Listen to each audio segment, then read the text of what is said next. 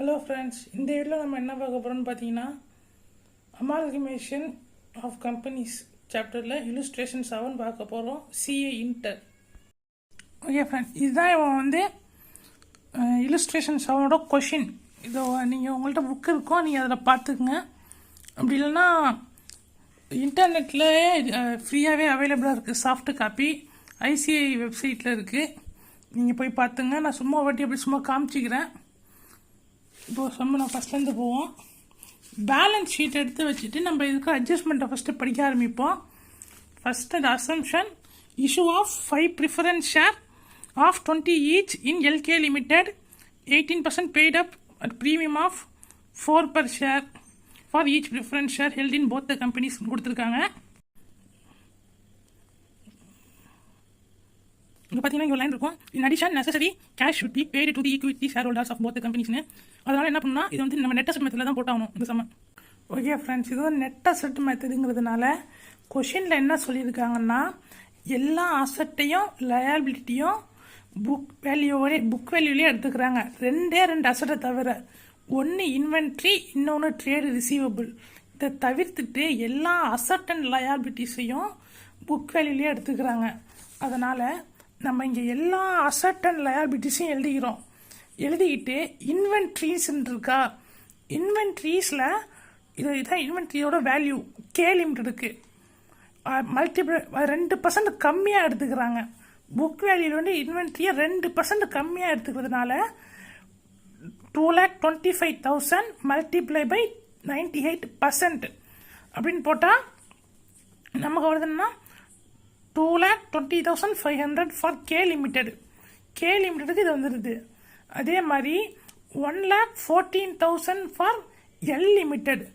அதே 2% இதில் எடுத்துக்கிறாங்க. அதில் கம்மியாக 2% கம்மியாக எடுத்துக்கிறதுனால 98% மல்டிப்ளை பை 98% போட்டால் 1,37,200 ரூபாய் வருது. அதே மாதிரி தான் ட்ரேடு ரிசீவபிள். அதோட ஆக்சுவல் வேல்யூ என்னன்னு பார்த்தீங்கன்னா 2,75,000. ஆனால் அதை 2.5% கம்மியாக தான் எடுத்துக்கிறாங்க. அதனால் 97.5% போட்டுக்கிட்டோம்.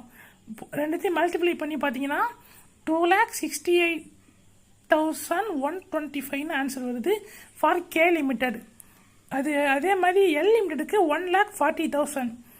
1,40,000 அவங்களும் 2.5% தான் இங்கேயும் கம்மியாக தான் எடுத்துக்கிறாங்க. ஸோ அதை இது ரெண்டு மல்டிப்ளை போட்டிங்கன்னா 1,70,625 வருது. இப்போது இது எல்லாத்தையும் கூட்டினீங்கன்னா டோட்டலாக இந்த 2 ஆன்சர் வருது. இது டோட்டல் அசட் மட்டும்தான், நெட் அசட் கிடையாது. இது டோட்டல் அசட் மட்டும்தான், நெட் அசட் கிடையாது. பேசிக்காக நம்ம என்ன பண்ணியிருக்கோம் பார்த்தீங்கன்னா, லேண்ட் அண்ட் பில்டிங்ஸை அப்படியே எடுத்து எழுதிட்டோம். அதில் எந்த விதமான அட்ஜஸ்ட்மெண்ட்டும் இல்லை. பிளான்ட் அண்ட் மிஷினரி அதோட பேலன்ஸ் ஷீட்டை பார்த்து அப்படியே நம்ம எடுத்து எழுதிட்டோம். அதுலேயும் எந்த விதமான அட்ஜஸ்ட்மெண்ட்டும் இல்லை. ஃபர்னிச்சர் அண்ட் ஃபிட்டிங்ஸ் இதுலேயும் எந்த விதமான அட்ஜஸ்ட்மெண்ட்டும் இல்லை. பேலன்ஸ் ஷீட்டில் இருக்கிறத எடுத்து அப்படியே எழுதிடணும். குட்வில் இதுலேயும் எந்த விதமான அட்ஜஸ்ட்மெண்ட்டும் இல்லை. பேலன்ஸ் ஷீட்டில் இருக்கிறத எடுத்து அப்படியே எழுதிடணும். கேஷ் இதுலேயும் நோ அட்ஜஸ்ட்மெண்ட், அப்படியே எடுத்து எழுதிடணும். இன்வென்ட்ரிஸில் மட்டும் நம்ம இந்த அட்ஜஸ்ட்மெண்ட் இன்வென்ட்ரிஸ் ட்ரேட் ரிசீவபிளில் பண்ணியிருக்கோம். அதுக்கப்புறம் நெட் அசட் கண்டுபிடிக்க நம்ம லயபிலிட்டிஸாக மைனஸ் பண்ணணும். Total asset minus current liabilities. அதுக்காக நம்ம என்ன பண்ணியிருக்கோம், கரண்ட் லயபிலிட்டிஸில் டோட்டல் லயபிலிட்டிஸ். அப்போது இங்கே பார்த்தீங்கன்னா லயபிலிட்டி சைடு இப்போ பார்த்தீங்கன்னா டோட்டல் லயபிலிட்டிஸை நம்ம கால்குலேட் பண்ணணும். டோட்டல் லயபிலிட்டிஸ் பார்த்தீங்கன்னா 3,04,10,000. இது எப்படி வந்துச்சுன்னு பார்த்தீங்கன்னா, கே லிமிட்டடில் ட்ரேடு பேயபிள்ஸ் 1 lakh இருக்குது.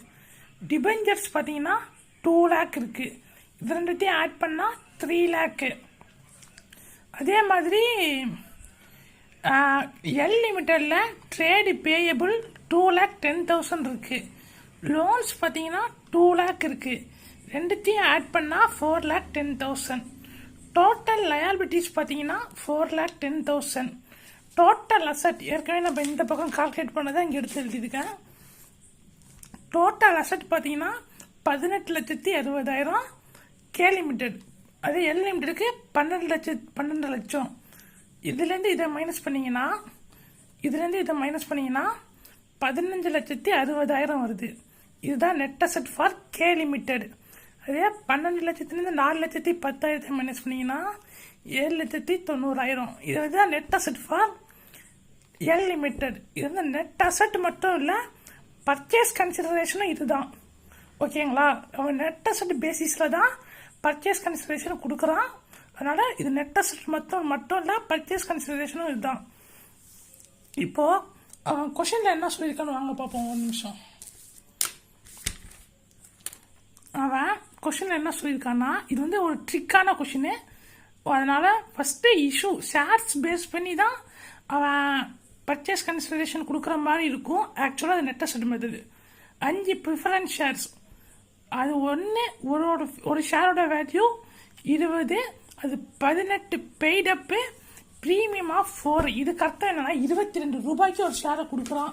ஒவ்வொரு ப்ரிஃபரன்ஸ் ஷேருக்கும் 5 ப்ரிஃபரன்ஸ் ஷேர் கொடுக்குறான். ஏற்கனவே உங்கள்கிட்ட 5 ப்ரிஃபரன்ஸ் ஷேர் இருந்துச்சுன்னா, ஒரு ப்ரிஃபரன்ஸ் ஷேர் இருந்துச்சுன்னா அதுக்கு 5 ப்ரிஃபரன்ஸ் ஷேர் கொடுக்குறான்.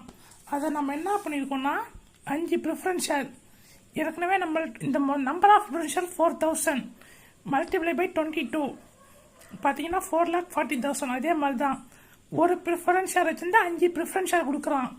டோட்டலாக 3 லட்சம். 3 லட்சம் டிவைடட் பை 100 3,000. 3,000 multiply by 22 3,30,000. அதே மாதிரி ஈக்விட்டி ஷேர் என்ன சொல்கிறான், 6 ஈக்விட்டி ஷேர் ஒரு ஈக்விட்டி ஷேர் வச்சுருந்தா 6 ஈக்விட்டி ஷேர் தரான். ஒரு ஈக்விட்டி ஷேரோட வேல்யூ 22. அதே மாதிரி இஷ்யூ ஆஃப் ஈக்விட்டி ஷேர் பார்த்தீங்கன்னா ஒரு ஷேருக்கு 6 ஈக்விட்டி ஷேர்ஸ் தரான். ஒன்னோட வேல்யூ 22, ப்ரீமியம் 18 + 4 22 வேல்யூ. ஒரு ஷேரோட வேல்யூ 22, மொத்தம் 6 ஈக்விட்டி ஷேர் தரான். நீங்கள் ஒரு ஈக்விட்டி ஷேர் வந்து நீங்கள் வச்சுருந்தீங்கன்னா அதுக்காக நீங்கள் பாருங்க, கே லிமிட்டெடுக்கு 6, ஒரு ஷேருக்கு 6 ஷேர், மொத்தம் 8 லட்சம் ஒர்த் ஆஃப் ஈக்விட்டி ஷேர் இருக்குது. ஒரு ஷேரோட வேல்யூ 100 ரூபா, அப்போ 8,000. அப்புறம் மல்டிப்ளை பை ஒரு ஷேரோட அவன் கொடுக்குறான் பார்த்தீங்களா, ட்ரான்ஸ்ஃபரி கம்பெனியோட வேல்யூ 22 ரூபீஸ். அப்படி பார்த்தீங்கன்னா 10,56,000. அதே மாதிரி 3,000 மல்டிப்ளை பை 6 மல்டிப்ளை பை 22ன்னு பார்த்தீங்கன்னா 3,96,000 வருது. இது வந்து ஒரு ஈக்விட்டி ஷேர்ஸ். இப்போது இங்கே என்ன முக்கியமாக நம்ம நெட் அசெட் எதுக்கு கால்குலேட் பண்ணணும்னு பார்த்தீங்கன்னா, இது வந்து ப்ரிஃபரன்ஸ் ஷேர், இது ஈக்விட்டி ஷேர். இது போக மிச்சத்தை கேஷில் பே பண்ணுறேன்னு சொல்லியிருக்கான். அந்த மிச்சம் அப்படிங்கிறதுக்காக தான் நம்ம நெட் அசெட் மெத்தட்லேயே போட்டோம். ஸோ டோட்டல் பர்ச்சேஸ் கன்சிடரேஷன் எவ்வளோ, இதில் பார்த்தீங்கன்னா 15,60,000. அதாவது 4,40,000 ப்ரிஃபரன்ஸ் ஷேர் மைனஸ் பண்ணிடுங்க. அதுக்கப்புறம் ஈக்விட்டி ஷேர் 10,56,000 இதையும் மைனஸ் பண்ணிட்டீங்கன்னா மிச்சம் 64,000 வரும். அதுதான் கேஷில் கொடுக்குறான். புரியுதுங்களா? 15,60,000 இது ரெண்டுத்தையும் மைனஸ் பண்ணால் ஒரு அமௌண்ட் வரும். அதுதான் கேஷ், பேயபிள் இன் கேஷ்.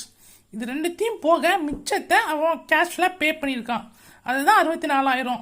அதே மாதிரி ஃபார் எல் லிமிடெட் பார்த்தீங்கன்னா 7,90,000 வருது.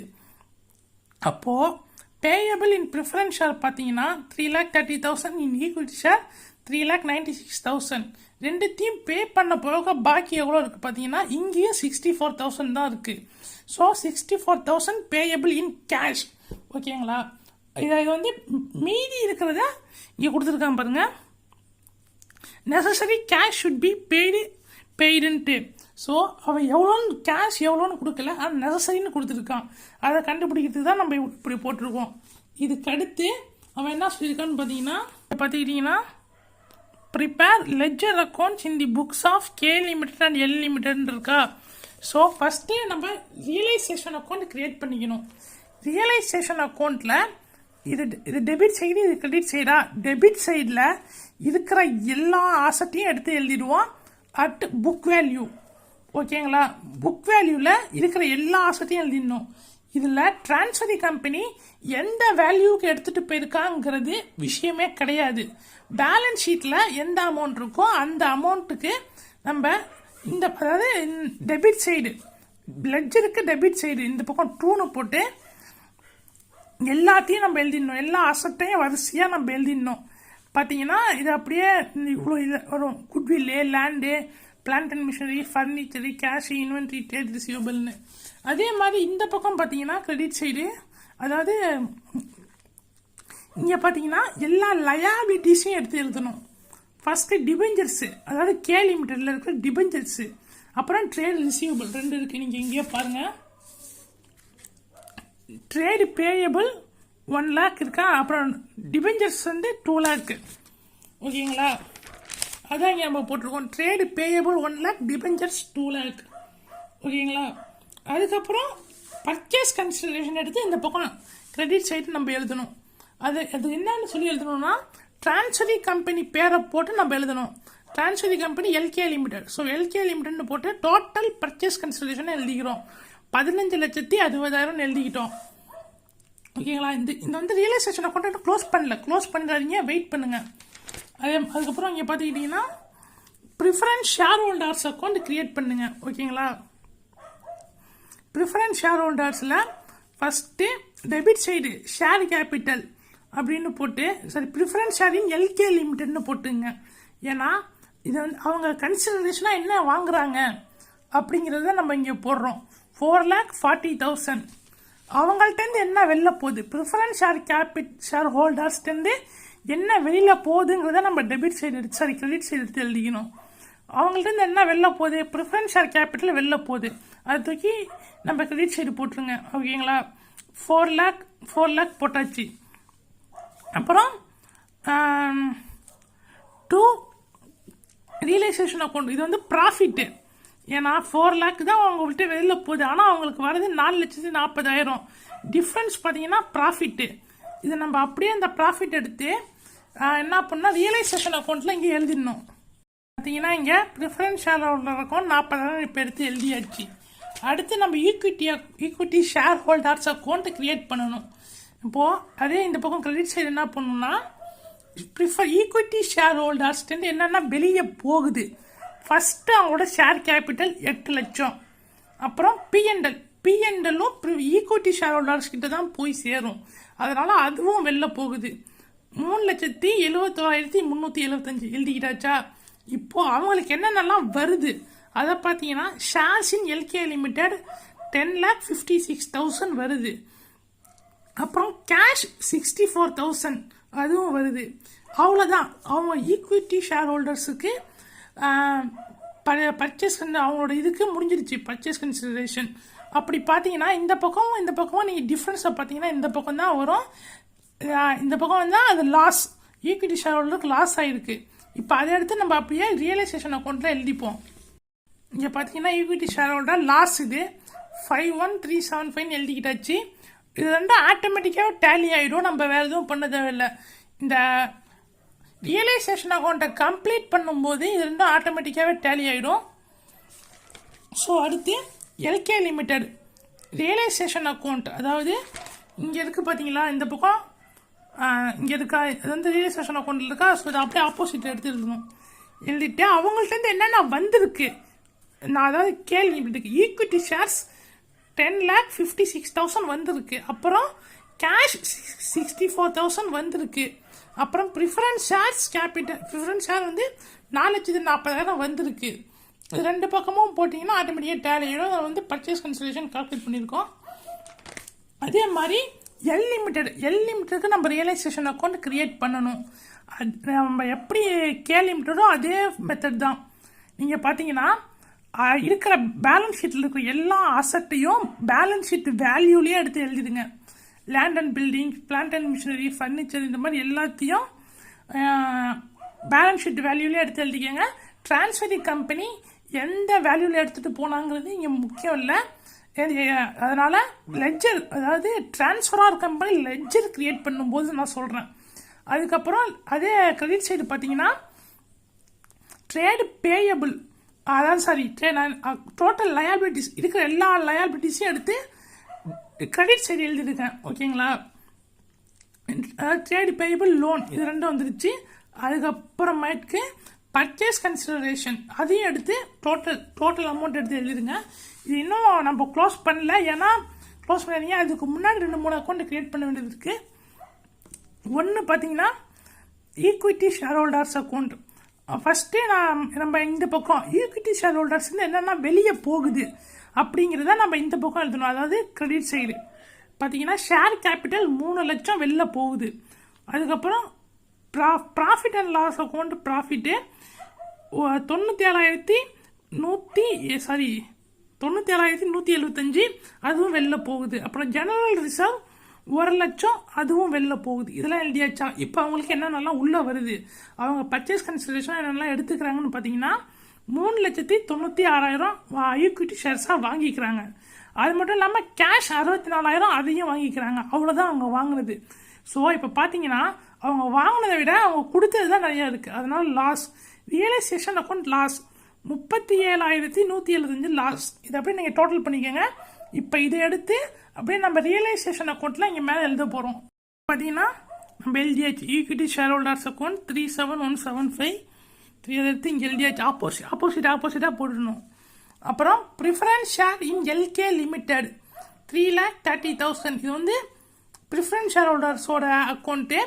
ஸோ அவங்களுக்கு என்ன பெற்றிருக்காங்க, அவங்க பர்ச்சேஸ் கன்சிடரேஷன் என்ன ரிசீவ் பண்ணியிருக்காங்கங்கிறத டெபிட் சைடு போட்டுட்டு கிரெடிட் சைடு என்ன பண்ணணும்னா அவங்க என்னென்னலாம் கொடுத்துருக்காங்க, அவங்க கொடுத்தது அவங்களோட ஷேர் கேபிட்டல் மட்டும்தான். அதனால் அவங்க ஷேர் கேபிட்டல் 3 லட்சம்னு போட்டாச்சு. இப்போ டிஃப்ரென்ஸ் பார்த்தீங்கன்னா 30,000 இருக்குது. அவங்க வாங்கினது 3,30,000, கொடுத்தது வெறும் 3 லட்சம். So profit on realisation 30,000. அதை எடுத்து அப்படியே இங்கே எழுதிக்கங்க. அதாவது ஆப்போசிட் சைடு, இதுக்கு ஆப்போசிட் சைடு எழுதிக்கங்க. இப்போ அப்படி எழுதும் போது ரியலைசேஷன் அக்கௌண்ட்டை பார்த்தீங்கன்னா ஆட்டோமேட்டிக்காக டேலி ஆகிடும்.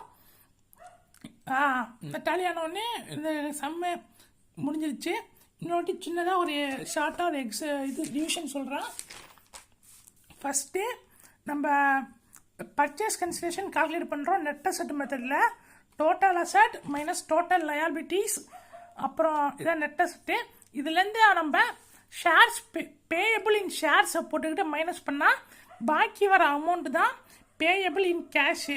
அப்படியே ரியலைசேஷன் அக்கௌண்ட்டில் இந்த பக்கம் ஃபுல்லாக அசெட்டு, இந்த பக்கம் ஃபுல்லாக லயபிலிட்டிஸ், அப்புறம்